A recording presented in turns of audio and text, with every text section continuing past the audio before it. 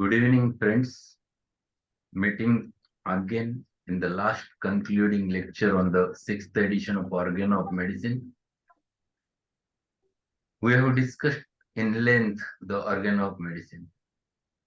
Every aspect of Organon of Medicine, right from aphorism number 1, we have started, and we are on the concluding part of the Organon of Medicine, where he is explaining the supportive measures or methods of treatment prevalent during his time as well as prevalent today also. He has explained about the mineral paths and its effects on the body. Thereafter, he explained about the mesmerism, and we have spent 2 lectures, in fact, to learn about mesmerism. The positive mesmerism as well as negative mesmerism, both things which we have discussed. Positive mesmerism, which happens to be there, it is a direct transmission of energy from the person who is having positive energy towards the person who is having a negative or very less energy. And it is with direct contact, the energy is transmitted from one person to another, called as a positive mesmerism. Yesterday, we have discussed in length about the negative mesmerism, where the energy which is accumulated in one place of the body, causing a disturbance in the human being, that should be redistributed with the help of a pass without touching to the body around 1 inch away in the right direction from above downwards. And it should be done with the proper person who is having the knowledge of doing this negative mesmerism, and it with that way or with that specific method, certain elements can be removed and cured.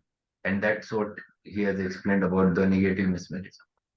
He has given one qualities of the mesmerizer. Those also we have discussed, which are there in the footnote. So every aspect of the mesmerism, Hahnemann tried to explain over there, and these are things which are prevalent even today. And I have seen many of them who used to do the mesmerism and who are having that qualities, and it works definitely. To conclude, he explains about 2 more methods. So 290 aphorism. It is a method which is commonly used in naturopathy, is the massage therapy. And yes, really it is one of the important method which is useful in human life. So what he explains about the massage and what he talks about massage, that we'll discuss. Aphorism 290. Here belongs to the so-called massage, a vigorous, good-natured person given to a chronic invalid who, though cured, still suffers from the loss of flesh, weakness of digestion, and lack of sleep due to slow convulsions. So what he says, those persons who are recovered from the disorder, but still they are not gaining the flesh, they are not having the strength in their muscles, who lost their flesh, there is a weakness of digestion, there is a disturbance in sleep, patient is not able to sleep properly. To recover from the convulsions, massage helps a lot. It works in 2 ways. First, it works physically, because the person who used to do a massage used to use his force and stimulates the muscles in right direction, because of which muscles comes up. So this is one of the important method, and which is really useful. In fact, I will suggest that where the centers are there and who used to do a proper massage, one should do it once in a month. It works, it helps. What he says further, the muscles of the limbs, breast and back, separately grasped and moderately pressed, needed म्हणजे molish करणे, it is doing the same massage, and needed arouse the life principle to reach and restore the tone of the muscles and blood and lymph vessels. Yes, it definitely helps in increasing the tone of the muscles. They definitely helps in redistributing the specifically the blood circulation, and third important thing, the lymph vessels. And it works. This is my personal experience. Here there is a naturopathy center and naturopathy college is there in Sangamner, and I used to do a massage once in a month, generally whole body massage, and really it gives a strength, it gives a strong feeling inside you. And they used to give it nearly about 1 hour, and it helps a lot to increase the strength of the body. This is one method which is useful. Those person who used to do a regular exercise should also do a massage that gives good tone to their muscles. The mesenteric influence of this procedure is chief feature. Sorry, the mesmeric influence of this procedure is the chief feature. What is mesmeric influence? Here, the person who is of a good nature and who is doing the massage, the energy which is transmitted through his force and direct pressure also has a mesmeric effect on the person who is taking the massage. So this, the mesmeric influence of this procedure is the chief feature, and it must not be used to excess in patients still hypersensitive. So with the patients who are hypersensitive enough, it should not be done again and again. So that's why I used to say that it once in a month is definitely good to do a massage. The persons who used to do it in a proper manner, go for it. That is very good for your circulation, the lymphatics, for the muscles, muscle strength, to develop the tone of the muscles. It is a wonderful procedure to be done. It is not a curative, but it is a preventive. Once your muscle tones are good, if your circulation is good, you remains healthy forever. So this is one method one should not avoid doing it whenever if the centers are there, or if there are proper persons who used to do the massage. See, Hahnemann have tried to explain all the things which are adjuvants with homeopathy and which are necessary to maintain the health. And that's why he has written fourth aphorism. He should be likewise preserver of health if he knows the thing that preserve, that derange the health. That's what he has written in fourth. And these are things which are there for the preservation of the health one should go for. So this massage therapy, which he has highlighted over there in this aphorism, and to conclude the organ of medicine, one more thing which he explains over there, that is either hot application or cold application. That aspect also he has highlighted in the last aphorism of this organ of medicine. We'll learn that aphorism 291.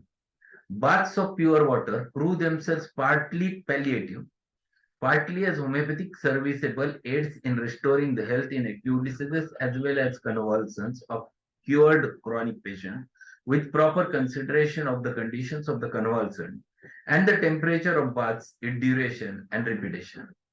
So there are people who used to tell to do the certain baths. Naturopathy, they used to ask you to take the steam bath and they adjust the temperature. This is one method of, in order to recover the patient from the convulsions. It helps a lot. So the temperature itself is responsible to open the apertures which are gets blocked, and that helps a lot. So steam bath is one more important entity which one can utilize. But even if well applied, they bring only physically beneficial changes in the sick body. In themselves, they are not true medicines. Yes, he explains over there. These baths are not curative measures. These are helpful. These are palliative. These are, in fact, supportive. But they are not curative. These methods are quite commonly done in naturopathy. The lukewarm bath at the 25 to 27-degree Roentgen. R means R, this is a unit. Roentgen, it is called as. Roentgen is a basic unit of exposure of X-rays, gamma rays, or ionizing radiation, equal to the amount of radiation that will produce electric charge of point not 258 coulomb per kilogram of dry air. So it is an unit. So the lukewarm baths at the 25 to 27-degree Roentgen serve to arouse the slumbering sensibility of the fiber in the apparent dead, frozen, drowned, and suffocated, which benumbed the sensation of the nerve. So lukewarm baths are very useful to stimulate the muscles. Those who are absolutely doesn't have a strength, and if you give these lukewarm baths, they might be stimulated. So the muscles who are in slumbering means झोपेत असल्यासारखं, who are in sleep, which are not working, which are not sensible enough. This helps, which benumb the sensation of nerves, though only palliative, Still, they often prove themselves sufficiently active, especially when given in conjunction with the coffee and rubbing the hands. So if you give these lukewarm water baths along with the coffee, along with the massage of the hands, rubbing the hands, it stimulates the vital force, which was absolutely disturbed, which was absolutely less. Because of this massage, the person again gains the strength. So he explains this is one method which one can use. The medical degree is not needed to do this. They may give homeopathic aid in cases where irritability is very unevenly distributed and accumulated too unevenly in some cases or in some organs, as in case of certain hysteric spasms and infantile convulsions.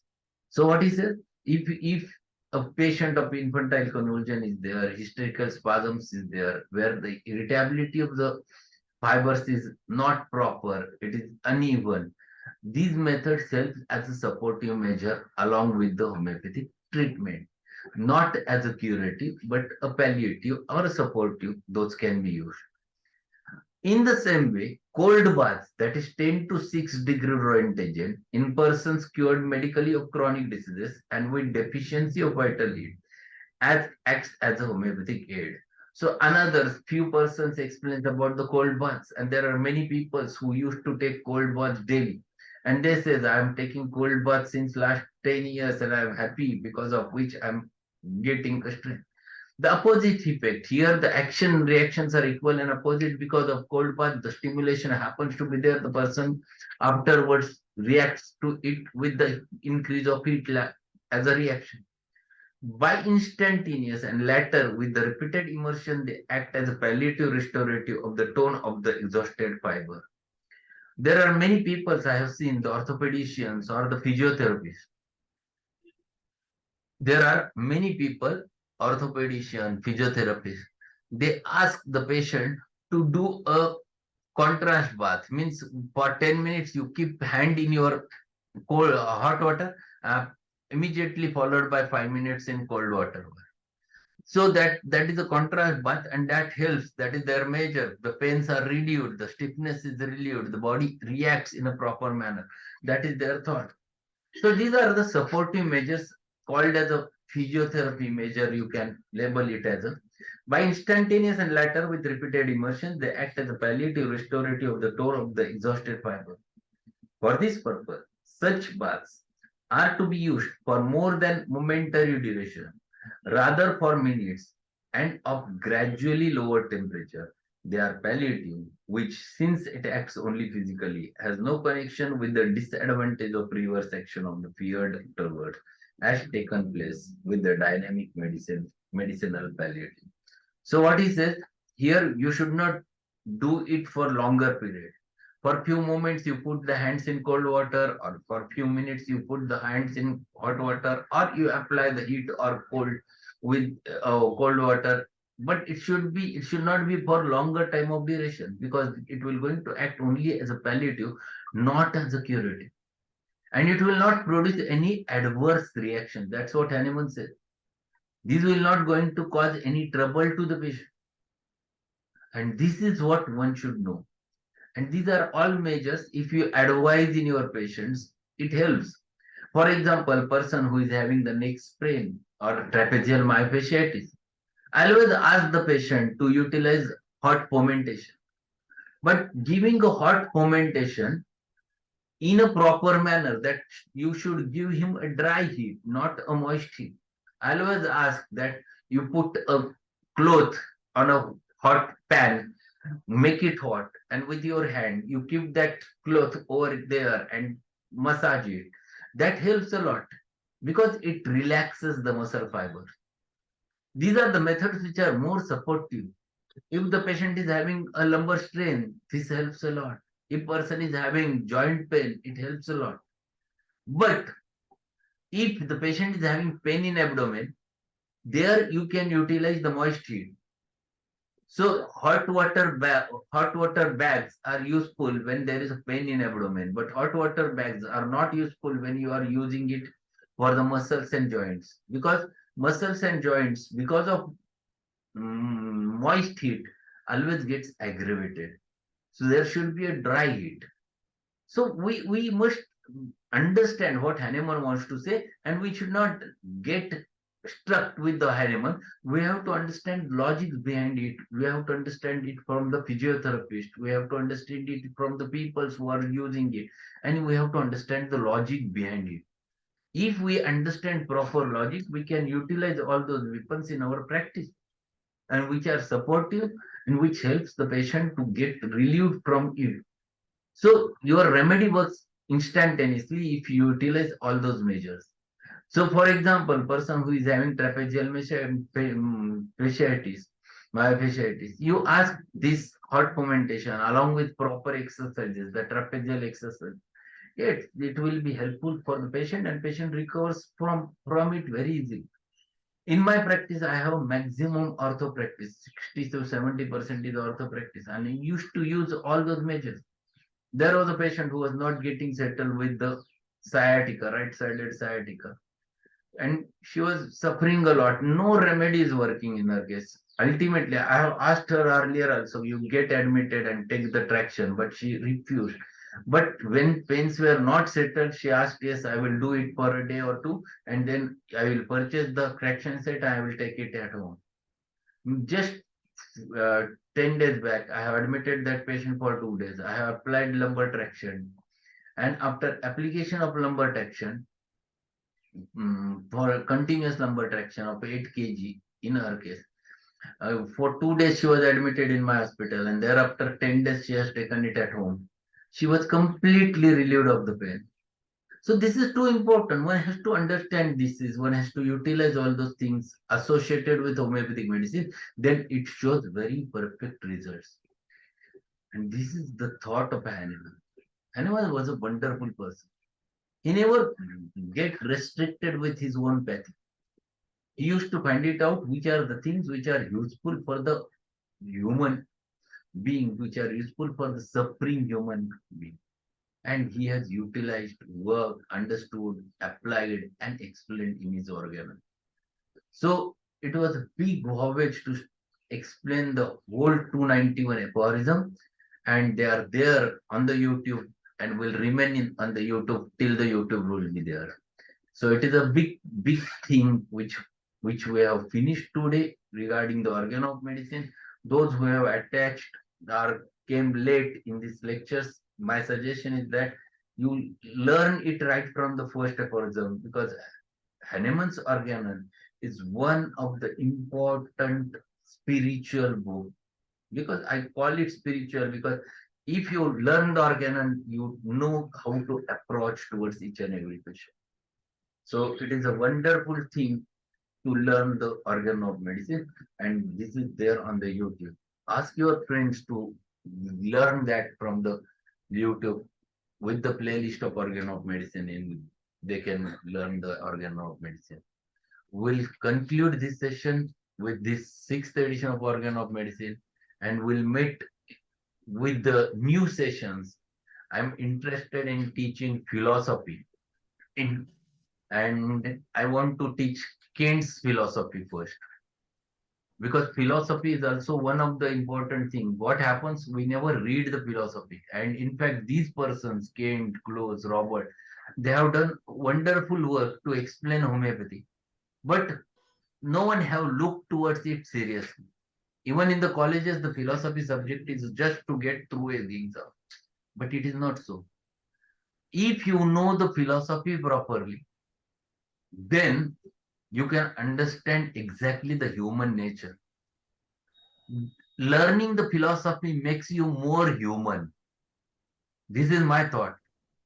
You become acquainted with the characteristics of the human and learn the human in a proper manner. And that's why I'm interested in teaching the philosophy. I will start with the Kant's philosophy from the tomorrow. And tomorrow is a very good day, Thursday. I like the Thursday always. Because everything, whenever I want to start, I always starts with the Thursday. So tomorrow is a good day when I will going to start the Kant's philosophy. My suggestion to all of you, you must have the Kant's philosophy book with you so that you can learn sentence by sentence. And I will explain it. It is not just reading the philosophy. It is understanding sentence by sentence. Big meaning is hidden over there in each paragraph of the first chapter in the Kant's philosophy has a lot of meaning. In fact, it revolves you around the whole understanding of concept of discipline. And that's why I will going to start with the Kant's philosophy in next lecture. And tomorrow is Thursday. So again, there will be a lecture on Divine School of Homeopathy at 9 o'clock. I will going to teach about one of the remedy. So it will be a remedy from Borix Remedica as well as Alansky note.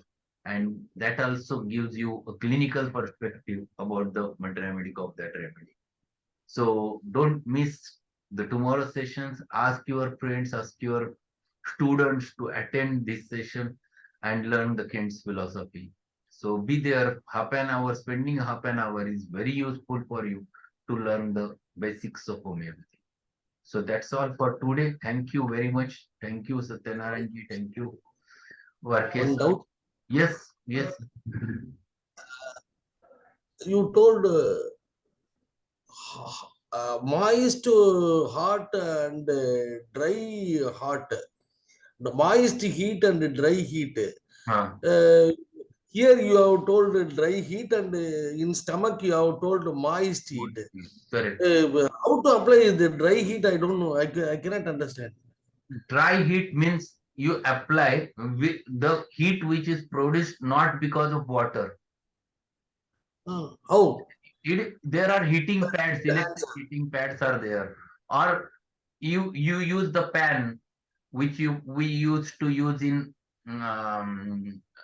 cooking the food. You keep a cloth on hot pan, and Okay, okay. that hot cloth you can put on your muscles or wherever pain is there. That is called as a hot dry heat. Moist heat where you use the water in order to apply the heat.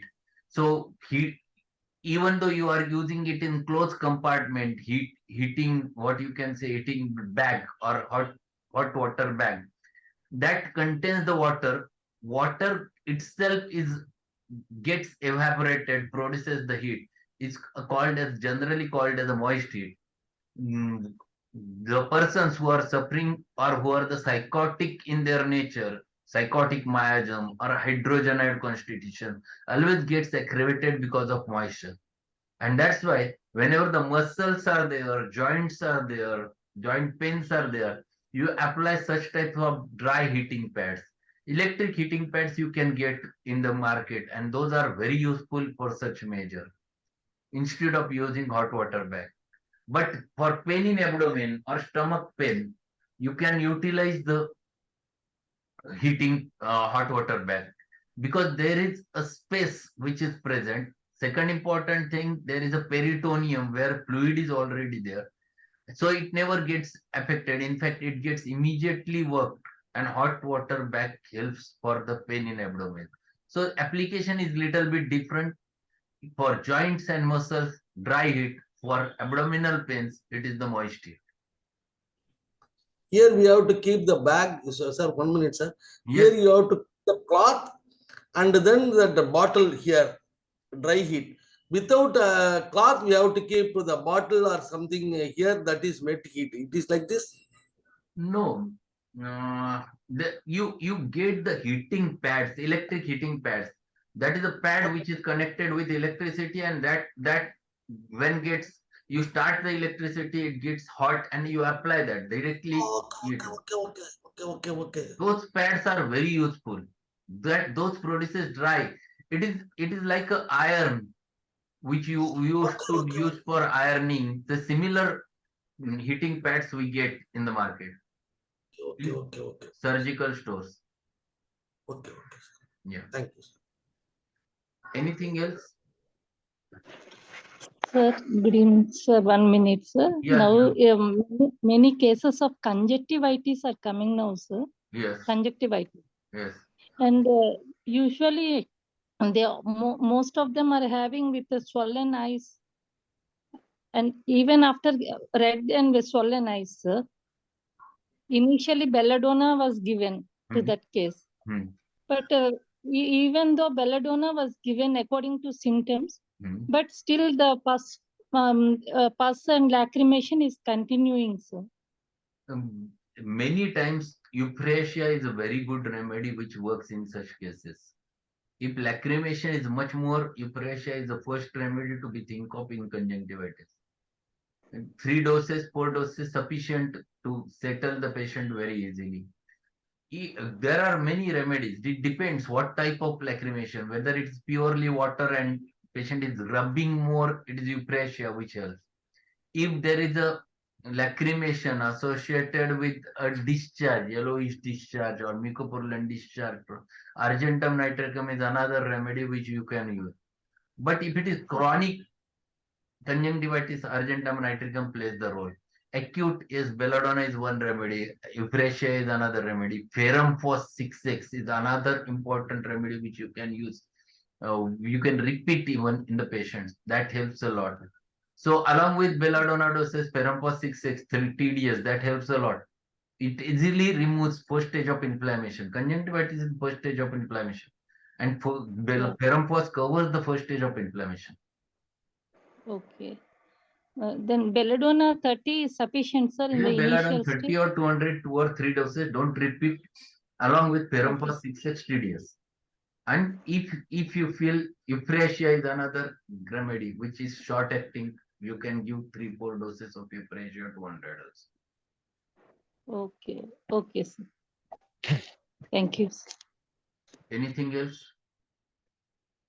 So tomorrow we'll meet twice, 6 o'clock with Kant's philosophy, and it will be a wonderful experience for all of you to learn philosophy, because I'm teaching philosophy in the college regularly since last 31, 32 years I'm teaching, and I like to teach the philosophy. So be there at sharp 6 o'clock. Yes, Arne sir, do you want to say anything? Sir ते books ते lectures on Kant's philosophy घ्यायचंय ना? हो बरोबर, correct. Lectures on Kant's down philosophy. चालेल sir, चालेल. Okay, thank you sir. thank you. Welcome.